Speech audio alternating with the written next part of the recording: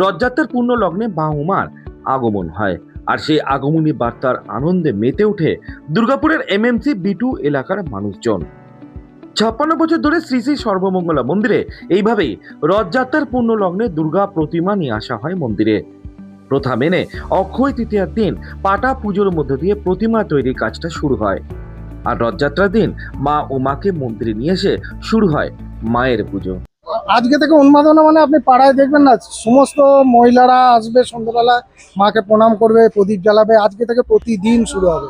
এরপরে চক্ষুদান হবে মহালয়ের দিন, সেদিন থেকে আরো খুশি। ব্যাস, আবার কি।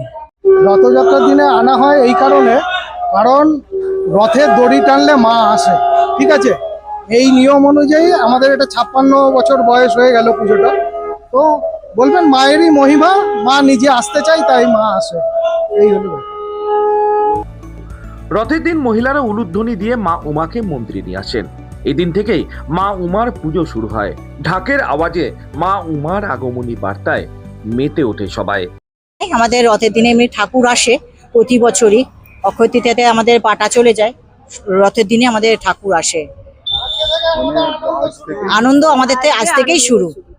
মা এসেছে মানে আমাদের আনন্দ শুরু হয়ে গেছে। আমাদের মা একদম চলে এলো। আজ থেকে মায়ের সন্ধে দেওয়া, সকালের ভোগ যেমনি হয় সেরকম পুরো দেওয়া হবে। তারপরে মাকে তো আস্তে আস্তে সাজানো শুরু হবে। এবার হাতে গোনা মাত্র আর কয়েকটা দিন মা উমার আগমনী বার্তায় মেতে উঠবে 8 থেকে 80 সকলেই। 3 মাস বাকি থাকলেও কিন্তু দুর্গাপুরের এমএমসি B2 এলাকার রথযাত্রার দিন থেকেই প্রথা মেনে শুরু হয় মা উমার পুজো।